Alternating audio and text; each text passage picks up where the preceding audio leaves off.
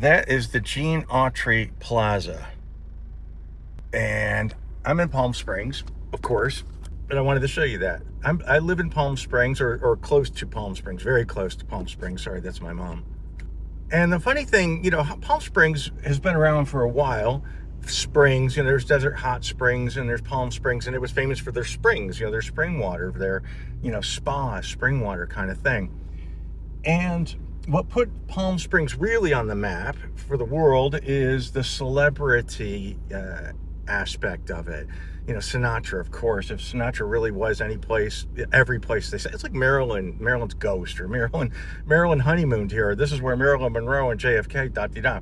But they all would have associations with Palm Springs, which is the main reason we chose here to live here, because hopefully one of these days gets further and further away. We're going to open our museum around here. I'm about to turn onto Gene Autry Trail. Gene Autry is probably one of the most famous people to have had an association with Palm Springs. Sinatra, of course, and Bob Hope. Well, Bob Hope owns so much real estate. They say that he wouldn't do anything unless he could promote Palm Springs on some level commercially. So he had financial interest in almost everything he did. But Gene Autry, the singing cowboy, country music. I happen to love country music. It's usually what I listen to. I usually listen to Willie's Roadhouse, and I guess it probably started out when I was a disc jockey in that country radio station in middle of Michigan, literally the middle of Michigan, St. Louis, Michigan, WMLM. Unfortunately, that station has gone kaput. It doesn't exist anymore, quite sadly.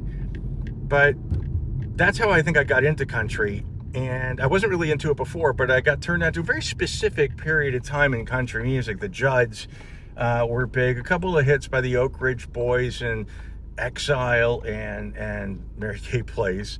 And there were so many groups that I really got turned on to then. And then I started getting really into the old stuff. And that's why I like Willie's Roadhouse. And you'll hear a lot of things that you won't hear normally anymore. Sirius XM, I guess. But one of my favorite oldies was Roy Rogers, and I love Roy Rogers. Roy Rogers was more like Americana. I know country music, old country music, cowboys and stuff like that means something different to a lot of people, but to me it's just sort of a bit of pop culture. There's a romanticism about that era. And that just the old TV shows. I don't know. Roy Rogers and Dale Evans were just kind of cool people. As far as celebrities go, and I don't know what they're like as human beings. I really don't. But I know when Roy Rogers retired, and he had a museum there, the Roy Rogers Museum. And Troy and I adventured over to where the Roy Rogers Museum used to be. Unfortunately, it is gone now. And the most famous exhibit that was in the Roy Rogers Museum was his famous horse Trigger that he had taxidermied or stuffed, and that was in the lobby. Happy Trails, the executive offices of a building here. But that is synonymous with Roy Rogers, that term Happy Trails. And look at that. There's a 25-foot Trigger here in the parking lot. Trigger was the famous horse of Roy Rogers, and this was actually adorned the Roy Rogers Museum. It's a complicated story, but my friend Miguel made it clear for me. This horse was originally located at the Roy Rogers and Dale Evans Museum in Apple Valley, and when they moved it to Victorville, the horse came with them. And when that museum closed and they moved to Branson, Missouri, they took the horse with them. Then, when Branson, Missouri closed down, the horse was brought back to the cemetery where Roy and Dale are buried. However, people were really angry at the cemetery, not the people who own the cemetery, but the people visiting or had loved ones there, because the horse's underside was flashing everyone in the face and they couldn't deal with it. So it was finally removed and taken to what is called this Spirit River Center. So this wasn't actually the location of the Roy Dale Museum. So thank you, Miguel, for the clarification here. It was always a curiosity why Roy Rogers had his horses and Dale Evans' horse and even their dog taxidermied. And he said regarding Trigger, he couldn't bear kissing Trigger goodbye. He said that his horse was something else. He was with me since he was 3, and he was 33 when he died. I think he was the greatest horse that ever came along. He would lay at his feet and fall asleep, and Trigger could even sign an X with a pencil. It is really difficult to track the movements of this thing. They moved all over the place with that museum, and apparently, as of 2024, Trigger resides at the John Wayne Museum in Fort Worth, Texas. Okay, it just got a little bit more complicated. So I called the museum, the John Wayne Museum in Texas, and they said that Trigger's no longer there, but he's at the Ronald Reagan Museum in Simi Valley. And they said he'd probably be there permanently because he won't be returned to Texas. So I called the Ronald Reagan Museum, and they said that they will have Trigger until April of 2026. And after that, it's going back to Texas. And since the people in Texas aren't expecting Trigger back, the Reagan people suggested maybe the Gene Autry Museum might be getting Trigger after the exhibit closes in April 2026. But I called the Gene Autry Museum, and they have no knowledge of them being the recipients of Trigger after that. So it's going to be really interesting what happens to the taxidermied horses after April of 2026. I remember the first time I moved to California, my dad and I went to the Roy Rogers Museum, and he was still around, but unfortunately he wasn't there that day. I would love to have met Roy Rogers. And sort of that cowboy era kind of faded, and I guess it faded with the cowboys like Gene Autry and so many of the others. And Roy Rogers and Dale Evans retired out to the desert, and I think one of the last appearances they did, and this is another one of those things that I'm obsessed with, as anyone who follows me probably knows, the 1989 Academy Awards, the famous one with Snow White that was, famously they call it disastrous. I happen to think it was one of the greatest Oscar ceremony of all time because it was just over the top, like MGM, like Busby Berkeley, like all that crazy stuff in the 30s. It was just an insane production, and I love everything about it. And one of the things I love the most is that they had a segment where Merv Griffin was singing at the Coconut Grove, the famous nightclub that used to be in the Ambassador Hotel. And they made a mock-up of it on the stage, and he sings his song, "I've Got a Lovely Bunch of Coconuts," good old Merv. And that was a hit song for him. And then he talks about these immortals. And on the stage were these two top tables, and on the stage were Vincent Price and Coral Brown, and Dorothy Lamour, and Sid Charisse, and Tony Martin. Ladies and gentlemen, Merv Griffin. Good evening, and welcome to the fabulous Coconut Grove, where every night is exciting. Meet the stars, Mr. Buddy Rogers, Miss Alice Spade, Mr. Tony Martin, his beautiful wife, Sid Charisse.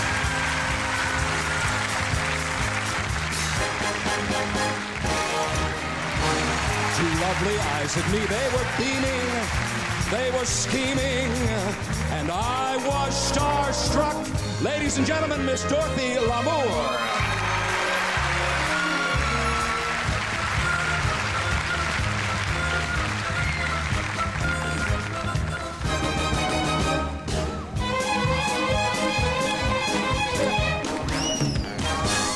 Here they are, Roy Rogers and Dale Evans.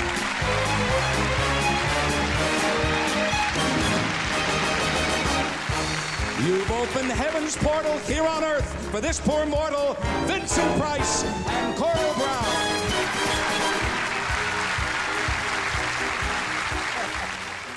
Those people got a final bow. You know what I mean? They got a bow that they weren't going to get otherwise. They sit in their homes feeling like they're forgot, and there they are in front of an audience of millions of people around the world, and they got a final bow. Very famously, Lucille Ball died shortly after that ceremony. It was her last public appearance. But I'm just saying, I love that ceremony, and it was old Hollywood, and sort of the last gasp of old Hollywood.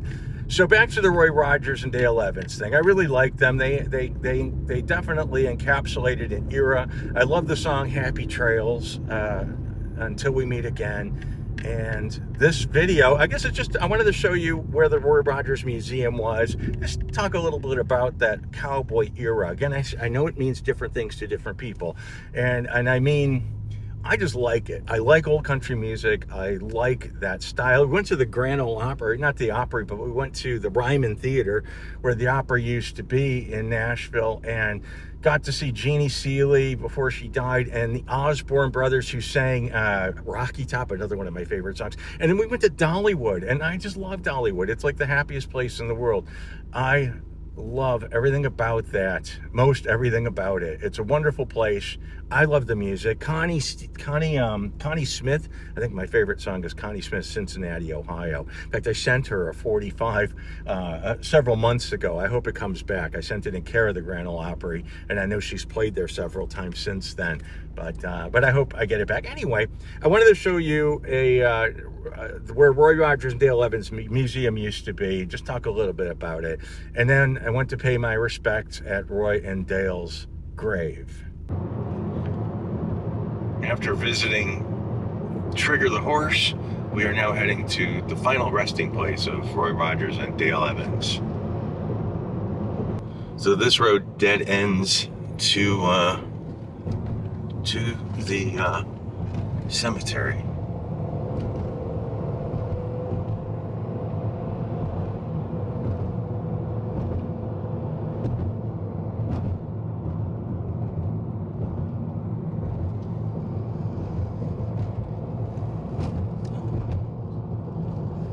Yeah, maybe it's over there. No, here we go. It's up here. Here we are.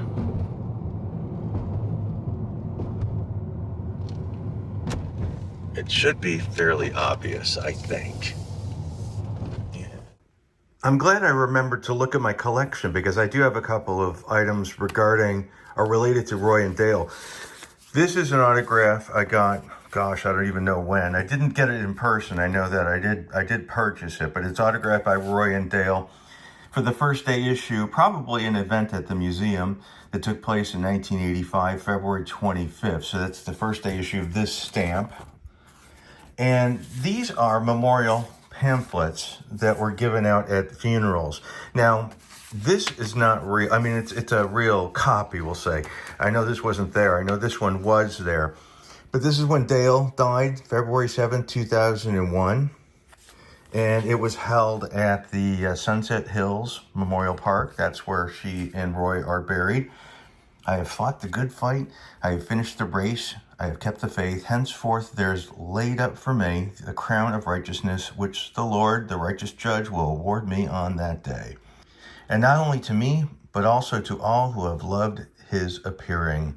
And this is from Roy's. Now, Roy died on July 6, 1998. This memorial service was held on August 1st in Chatsworth, California, which was very close to where the Spahn Ranch was, where he no doubt filmed at one point in time, I'm sure. They made some sort of Western, be it an episode or a movie or something, I'm sure. They used Spahn for that. But this was held, a few weeks after he died, and there was a procession after to a display at the Chatsworth Historic Society afterwards. And this was the order of service, scripture reading by Dusty Rogers Jr. and King of the Cowboys by Dusty Rogers. And later on, the cowboy prayer was read. We're here at Roy Rogers Dale Evans Sunset Chapel. We're in Apple Valley right now. We came to visit Roy and Dale in person and pay our respects. Beautiful little cemetery. Look at that. Look at the waterfall.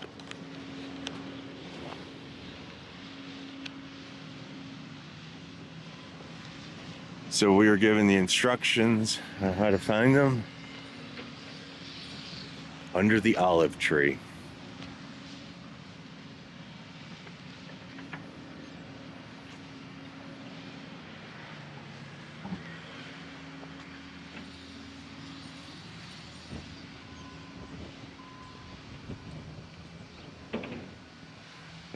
I visited the Roy Rogers Museum with my dad probably in '94. I don't know. I thought for sure that Roy and Dale were buried, or Dale was at that point buried where the museum was, but That must be under the olive tree. There they are. A psalm for Dale. I will lift up mine eyes unto the hills, from whence cometh my help. My help cometh from the Lord, who made heaven and earth. He will not suffer thy foot to be moved. He that keepeth thee will not slumber. Oh, this is closed to the public. But there they are.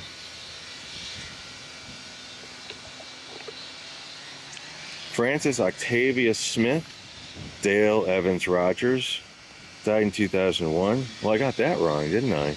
Dale outlived him. And Roy died in 1998. Leonard Franklin Sly.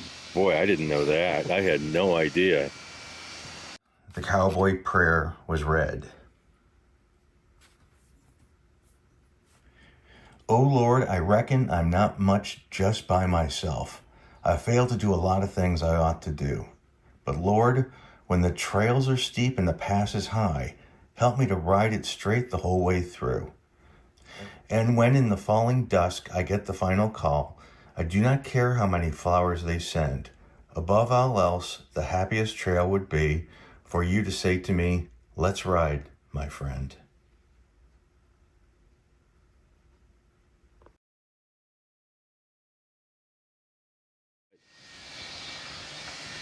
I found this. Roy Rogers had restaurants. And this is a matchbook from the old Roy Rogers restaurant. I think there might be still a Roy Rogers museum, possibly in Branson, Missouri.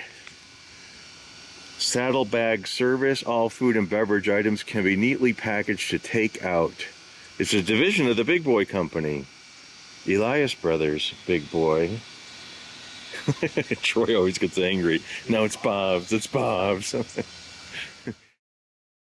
Right now, I'm on Dinosaur.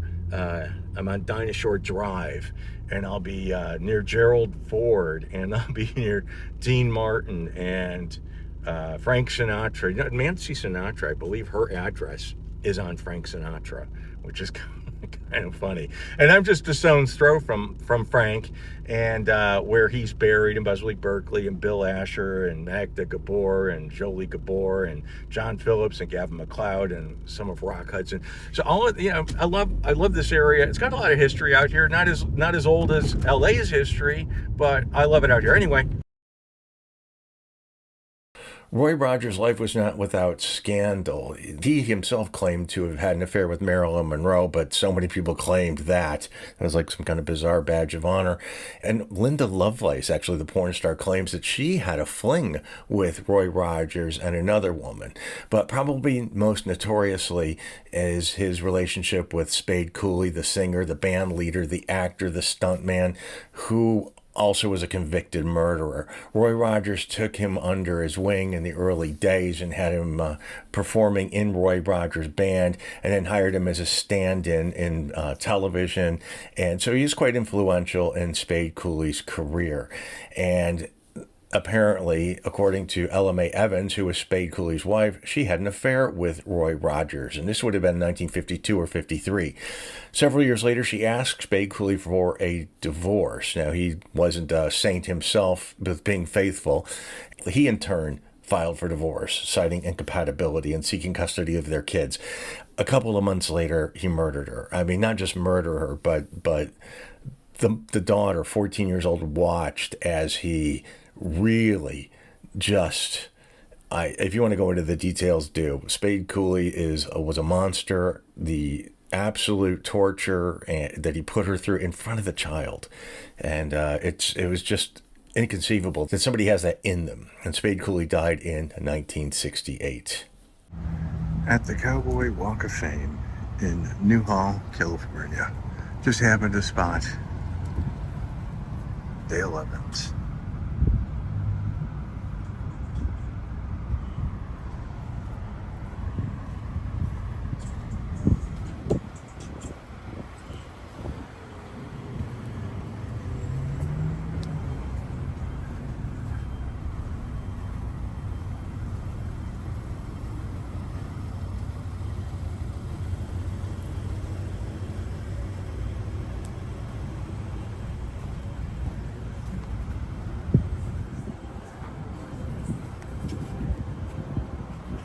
Not far. Good old Roy.